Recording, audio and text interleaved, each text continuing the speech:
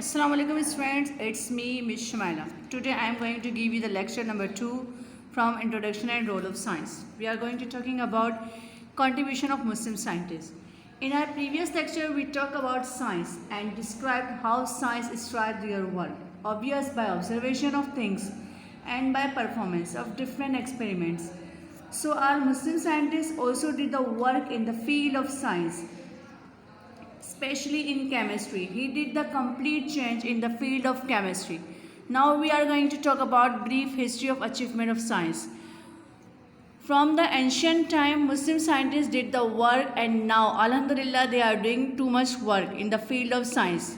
They did the work mutual cooperation with tools and animals, means they utilize the animals and as a travelers and as a too many things. Use of material on earth, development of mining craft, discovery of coal, oil and gas. How they discovered coal, oil and gas? They discovered coal, oil and gas by earth crust. How they take the coal, oil and gas from the earth crust? They dig deeply the earth crust, and from the earth crust they obtain the petroleum product.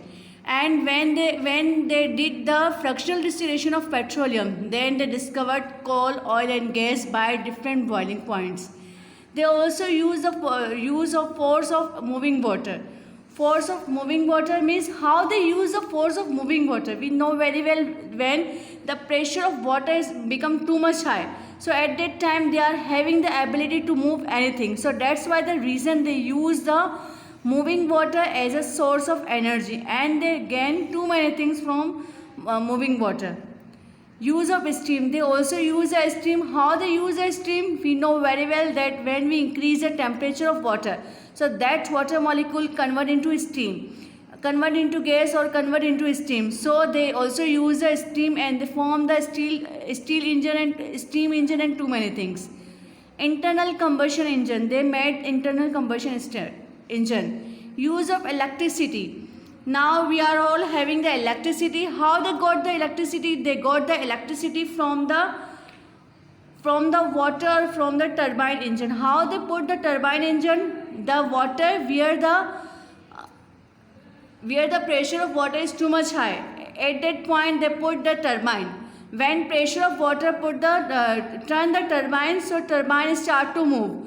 When turbine moves, so by moving of turbine, generator will be started, and by generator they start the electricity.